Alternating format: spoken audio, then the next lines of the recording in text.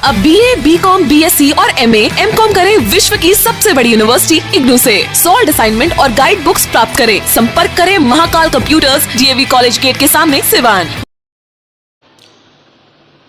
देखिए, बहुत सारे ऐसे लोग हैं जो सोच रहे हैं कि आखिरकार अचानक से मोहम्मद शहाबुद्दीन का निधन कैसे हो गया। मोहम्मद शहाबुद्दीन तिहाड़ जेल में बंद थे, अचानक उनकी तबीयत कैसे ख़राब हो गई और क्या वजह रहा कि एम्स न भेज करके उन्हें DDU में एडमिट कराया गया, और उसके बाद से फिर किस तरीके के इलाज चले कि अचानक से 1 मई को यह एक बड़ी खबर आती है कि मोहम्मद शहाबुद्दीन का निधन हो गया।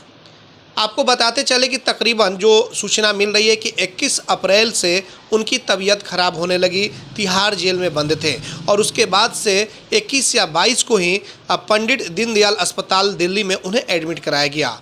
उसके बाद से किस तरीके से इलाज हुआ, वो तमाम एक एक चीज़ हम आपको अभी सुनाएंगे, जो उनके करीबी समर्थक रहे सनाउल्लाह जी उनसे, कि कैसे क्या कुछ हुआ। और ये एक रिकॉर्ड है उनके पास, उस रिकॉर्ड के तहत एक बड़ा खुलासा ये करेंगे ATN लाइव चैनल के माध्यम से कि वाकई में मोहम्मद शहाबुद्दीन जिस तरीके से उनकी तबीयत ख़राब थी, क्या वाकई में मौत उनकी हो गई या फिर इसके पीछे क्या कोई बड़ी वजह है, कुछ बड़ी साजिश है। और जो रिपोर्ट दिखाएंगे, जो बड़ा खुलासा ATN लाइव करने जा रहा है, वाकई में इस खुलासे को देख करके आप भी सोचने पर मजबूर हो जाएंगे कि जिस शख्स की सब कुछ ठीक है, पल्स ठीक है, ऑक्सीजन लेवल ठीक है, फिर उस शख्स की अचानक मौत कैसे हो जाती है। क्या इसके पीछे कोई और खेल खेलने वाला है। इन तमाम चीज़ों को लेकर के हम एक बार फिर से जुड़ेंगे सनाउल्लाह जी के पास। सनाउल्लाह जी, हम चाहेंगे कि बिल्कुल रिकॉर्ड के साथ आप बताएं कि वाकई में मोहम्मद शहाबुद्दीन की तबीयत जेल में जब ख़राब हुई, कितने तारीख को एडमिट हुए, किस तरीके से इलाज चला, बिल्कुल वो सबूत के साथ हम चाहते हैं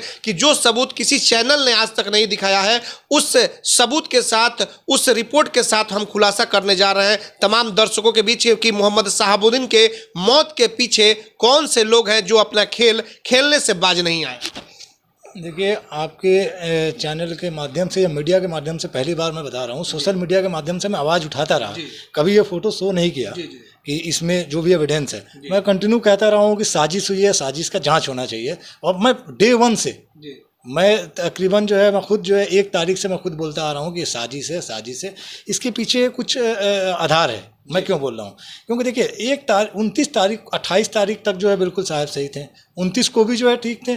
29 तारीख को क्या हुआ, उनको BP पर ले जाया गया, लेकिन जब ले जाया गया तो उस समय रिपोर्ट क्या था, उनका ऑक्सीजन लेवल जो है 96 के आसपास में था, 95-96, ठीक है। और BP पे जो है 95-96 बता रहा था, और पल्स रेट जो है वही 80 जो नॉर्मल होता है, 80-85। ये जो मैं दिखा रहा हूँ कैमरे पर आप देख सकते हैं। अंदर से मैंने जो है सैमरी चार्ट जो है पूरा मंगाया था उससे, शहाबुद्दीन साहब का, ठीक है। ये मैंने अंदर से मंगाया था DD हॉस्पिटल का। फिर उसके बाद जो है ये जो जब उनको वेंटिलेटर पे ले जाया गया, उसी दिन 29 तारीख को दोपहर में 1 बजे, तो उस दिन ये दोपहर 2:30 बजे का ये रिपोर्ट है। इस समय आप जो है देख सकते हैं कि इसमें बता रहा है कि 130/74, ठीक है, यानी कि सैचुरेशन उस समय कम हुआ था मशीन पे, लेकिन 134/85 इसमें बता रहा है। देखिए इसमें भी 85 बता रहा है, ऑक्सीजन लेवल जो है 85 बता रहा है। फिर इसके बाद जो एक कंप्लीट चार्ट मैं आपको दिखाना चाहूँगा आपके कैमरा पे। ये चार्ट जो है 29 तारीख का ही ये चार्ट है, ठीक है, 29 तारीख का, हाँ 29 तारीख का दिन का चार्ट है। सॉरी, ये 30 तारीख रात, 29 की रात 1:30 में, यानी कि 30 तारीख का ये चार्ट है। इस चार्ट में जो लिखा हुआ है कि पल्स रेट जो है उनका शाम में 7 बजे जो है 80 था, और BP जो है 120/78 था, और ऑक्सीजन लेवल जो है 90 था, ठीक है। और मैंने खुद पूछा था डॉक्टर से, जो मेरी बात हुई थी, डॉक्टर का नाम था डॉक्टर अजय थे और डॉक्टर विक्रांत।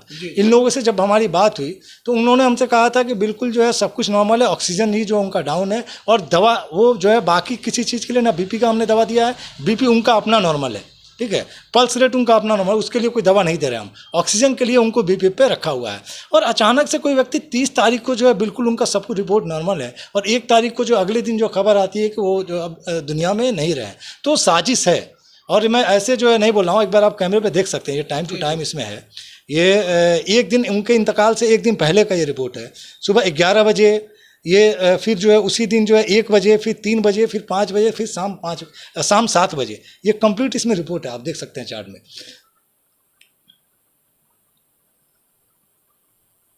तो एक दिन उनके इंतकाल से 1 दिन पहले का है, सब कुछ नॉर्मल है, अचानक से अगले दिन जो है उनके मौत की खबर आ जाती है, और मौत की खबर आ जाती है, और उनके लोग जो है लगातार जो मांग भी कर रहे हैं मीडिया के माध्यम से, सोशल मीडिया के माध्यम से, पार्टी के लोग क्यों नहीं सवाल उठा रहे हैं? देखिए एक बड़ा खुलासा है, आपको बता रहे हैं, और ये ऑफ द रिकॉर्ड नहीं है बल्कि बिल्कुल सबूत के साथ आपको हम बता रहे हैं कि जो हाथों में हमारे जो इन्होंने एक सबूत दिया है, बहुत बड़ा सबूत है। और आपको बता दें कि पहली बार एटीएन लाइव ने खुलासा किया है कि वाकई में क्या मोहम्मद शहाबुद्दीन की मौत हुई है या फिर इसके पीछे कि कोई और वजह है, जानबूझकर इन्हें मौत के घाट उतारा गया है। देखिए इसमें 5 डॉक्टर्स हैं जो कि शामिल थे, आज हम उनका नाम भी खोलने जा रहे हैं।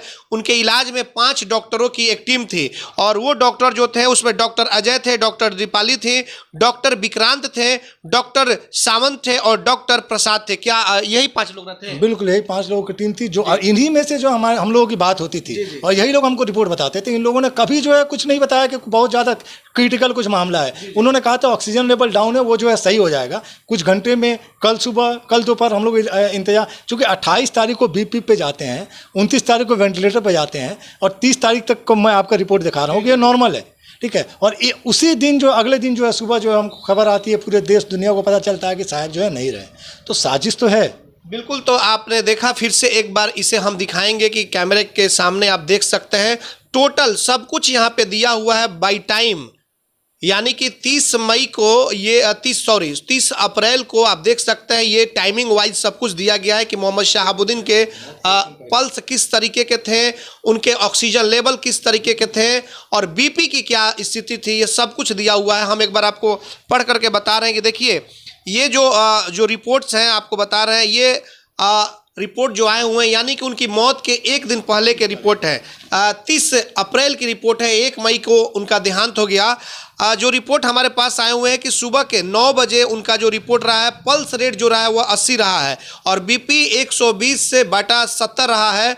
उसके बाद से ऑक्सीजन लेवल जो है उनका 75 के तकरीबन दिखाई दे रहा है। और फिर 11 बजे अगर जाएंगे तो और अच्छी स्थिति हो गई, यानी कि उनका ऑक्सीजन लेवल 80 पे चला गया है। फिर 1 बजे के करीब 92 ऑक्सीजन लेवल हो गया है, फिर 3 बजे के करीब 91 हो गया है और 5 बजे के करीब 92 हो गया है, फिर 7 बजे शाम को 90 हो गया है। तो इस तरीके से पल्स रेट भी जो है वो मिला जुला करके ठीक है और ऑक्सीजन लेवल भी ठीक है। और ये 30 तारीख की ये रिपोर्ट है जो सामने इसका हम खुलासा कर रहे हैं। और 1 मई को उनकी मौत की सूचना आ जाती है। 5 डॉक्टरों की टीम लगी हुई थी, जिसमें ये 5 डॉक्टर जो शामिल थे इस रिपोर्ट में, उनका भी नाम है, आप देख सकते हैं कॉर्नर पे उनका भी नाम है। डॉक्टर अजय है, डॉक्टर दीपाली है, डॉक्टर विक्रांत है और डॉक्टर प्रसाद है और एक डॉक्टर सावंत करके हैं। ये तमाम लोग हैं और ये लगातार लगे हुए थे। सनाउल्लाह जी, कुछ लोगों से इनसे बातचीत चल रही थी, लेकिन नाम का हम खुलासा अभी नहीं करेंगे। लेकिन एक चीज़ आपको बताते चले कि जब ये लगातार मैसेज पे मैसेज कर रहे थे, वो मैसेज हम थोड़ा सा दूर से ही चाहेंगे कि दिखा दिया जाए एक बार। हालांकि कुछ नाम है जो जिसको गुप्त अभी रखना है, लेकिन एक मैसेज है जो देखिए ये मैसेज है, लगातार ये इस पे मांग रहे थे कि रिपोर्ट दीजिए। उधर से फोटो भेजे जा रहे थे जब रिपोर्ट्स की थोड़ा सा दूरी बना करके, इसलिए कि थोड़ा सा इसको हम क्लोज ही रखेंगे। ये कई तरह के मैसेजेस हैं जो कि हम सामने आपको दिखा रहे हैं। अभी फिलहाल इसका नाम नहीं बता सकते हैं कि DDU के ही एक कर्मी है जिनसे सनाउल्लाह जी लगे हुए थे। लेकिन कुछ ऐसा समय आया जब उनकी स्थिति अचानक खराब हो गई तो बिल्कुल वो मैसेज करना ही बंद कर दिए। इसके पीछे का कारण क्या रहा, उसके बाद से सनाउल्लाह जी को ब्लॉक कर दिया गया। तो कहीं ना कहीं जिस तरीके से जो रवैया अपनाया गया सनाउल्लाह जी के साथ, मन में कई तरह की शंकाएं पैदा होती हैं। सनाउल्लाह जी जिस व्यक्ति से आप संबंध करीबी थे और जिनसे आप संपर्क में थे, क्या वो संपर्क फिर बाद में नहीं कर पाए क्या आपसे? देखिए, उससे लगातार जो उस दिन जो है रात में हमारी 30 तारीख को जो हमारी बात हुई, यानी 29 की रात, डेट बदला 12 बजे के बाद, जो 30 तारीख को जो मेरी बात हुई है सुबह में 4 बजे।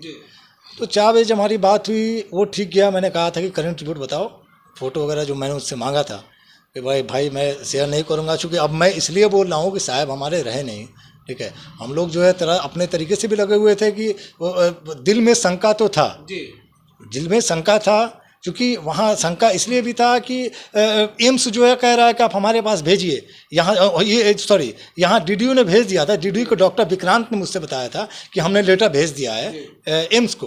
एम्स जो आखिर क्यों नहीं ले रहा है, तो एक शंका जो है बना हुआ था। इस वजह से हम लोग जो अपना आदमी जो है, मैं नाम नहीं बताना चाहूँगा, अब मैंने अंदर जो है किसी व्यक्ति से जो उसका स्टाफ है बात किया था, उससे हम रिपोर्ट पता करते थे। वो बंदा जो उस वक्त के बाद, उससे पहले देता रहा, उस वक्त के बाद रिपोर्ट ही नहीं दिया, 3 दिन 4 दिन नहीं दिया रिपोर्ट। साहब का इंतकाल हो गया, फिर भी रिपोर्ट, कोई कॉन्टैक्ट नहीं। तो उसके बाद जो है मुझे मेरी बात उससे 4-5 तारीख को होती है, कुछ सेकंड के लिए। वो कहता है कि मैं छुट्टी में आ गया हूँ, और फिर मैं अभी तक लगातार मैं उससे कोशिश करता हूँ जो है बात करने का, नहीं बात करता है। क्या रीज़न है मन में जो है, मतलब कि और वो छुट्टी पे भी चला गया। वो कहा कि मैं छुट्टी पे हूँ। वो उसी दिन से, 29 से ही जो 30 तारीख एक तरफ उनकी मौत होती है, जो आपको सूचना देता है, मौत होने के बाद से बिल्कुल आपको ब्लॉक भी कर देता है। 30 से ही, वो 30 से ही, एक दिन पहले से 30 तारीख से ही कह रहा है कि मैं छुट्टी में हूँ। हाँ बिल्कुल। उसके बाद जो उससे कोई कॉन्टैक्ट ही नहीं हुआ, कॉन्टैक्ट करने की कोशिश ही नहीं किया। मैं लगातार उससे कोशिश करता रहा, वो इग्नोर करता रहा, ब्लॉक भी कर दिया हमको। ठीक है, मैं कॉल करता रहा उसको, व्हाट्सएप पे कॉल कर रहा, ब्लॉक, बेसिक फ़ोन पे कर रहा हूँ, ब्लॉक कर दिया उसने। तो ये सब चीज़ जो है शंका पैदा करती है मन में। मैं फिर से कहता हूँ कि जो राजद के लोग हैं, या जो लोग भी समाज सेवी हैं, जो लोग जो है तक, मैं बिहार के मुख्यमंत्री नीतीश कुमार जी से मांग करता हूँ, मैं इसके आधार पे मैं कहता हूँ कि एक बार जो है आप कोशिश कीजिए, आप बिहार के मुखिया हैं, हम जो है आपसे उम्मीद लगा के आप मांग करते हैं कि आप जो है कोशिश कीजिए, सीबीआई जांच की मांग कीजिए, मांग कीजिएगा, केंद्र सरकार जो उसको एक्सेप्ट कर लेगी, क्योंकि आप जो है एनडीए के हिस्सा हैं। और यकीन मानिए जब जांच होगा तो उसमें खुलासा होगा, और बहुत सारे बड़े बड़े नाम निकल के सामने आ सकते हैं कौन लोग हैं, क्योंकि साजिश तो हुई है, मैंने दिखा दिया साजिश है। अगर जाँच हो जाए, ये तो रिपोर्ट जो आपने दिखाया है वाकई ये चौंकाने वाला बात है कि जब सब कुछ ठीक ठाक है, फिर अगले दिन मौत कैसे हो जाती है। मैं तभी कह रहा हूँ कि एक बार जो है अगर जांच हो जाए, जांच होती है सब कुछ, और ये जो है जुडिशियल जो रिटायर्ड जज हैं उनके देख रेख में ये जांच होगा, तो बिल्कुल दूध का दूध और पानी का पानी हो जाएगा। चलिए देखिए, बहुत बड़ी बात है, और इन्होंने एक बड़ा खुलासा किया है जो मोबाइल में ये रखे हुए हैं। इन्होंने सीधे तौर पर कहा है कि मोहम्मद शहाबुद्दीन की साजिश के तहत हत्या की गई है, और जो रिपोर्ट सामने इन्होंने दिखाया है, जो मेडिकल रिपोर्ट है, कि बिल्कुल सब कुछ ठीक ठाक रहा है, बीपी भी ठीक है और उनका ऑक्सीजन लेवल भी अच्छा रहा है। फिर कैसे मौत हो जाती है, जबकि एक दिन पहले का जो रिपोर्ट है वो इनके पास है, फिर अगले दिन उनकी मौत हुई, यानी कि 30 तारीख का रिपोर्ट इनके पास है, और 1 मई को मोहम्मद शहाबुद्दीन की मौत हो जाती है। और जिस शख्स के द्वारा लगातार रिपोर्ट भेजे जा रहे थे सनाउल्लाह जी को, वो शख्स उसके बाद कॉल नहीं उठाता है, उसके बाद इन्हें ब्लॉक कर दिया जाता है, वो शख्स छुट्टी पर चला जाता है। तो तमाम ऐसे पहलू हैं जिसकी जांच तो बहुत ज़रूरी है, और तभी शायद मोहम्मद शहाबुद्दीन के निधन का या फिर मौत का पर्दाफाश हो जाएगा। तो ये बड़ा खुलासा था एटीएन लाइव का। आप चैनल को ज़्यादा से ज़्यादा सब्सक्राइब करें, ताकि मोहम्मद शहाबुद्दीन से जुड़ी एक एक खबरें हम आप तक पहुंचाने का काम करते रहें। हमारे सहयोगी समीर के साथ चंदन कुमार, एटीएन लाइव, सिवान। सिवान में 24 घंटा इमरजेंसी सेवा देने वाला एकमात्र शांति हॉस्पिटल चकिया रोड सिवान, जहां पीएमसीएच पटना से आए नवजात एवं शिशु रोग विशेषज्ञ डॉक्टर आमिर अहमद द्वारा बच्चों का किया जा रहा बेहतर इलाज। हमारे यहाँ 18 वर्ष अर्थात शिशु से किशोर अवस्था तक का इलाज, अत्याधुनिक एयर कंडीशनड NICU और PICU, बड़े बच्चों का ICU, general ward and private room, बच्चों के दिमाग संबंधित सभी प्रकार के दर्द रहित टीकाकरण की सुविधा, अत्याधुनिक ventilator, HFNC, CPAP, central oxygen supply system ABC, nebulisation, radiant warmer, incubator, LED photography, multi para monitor, infusion pump की सुविधा। नवजात बच्चों के इलाज हेतु आज ही चलें शांति हॉस्पिटल चकिया रोड सिवान। संपर्क सूत्र 9523305033 7561919462।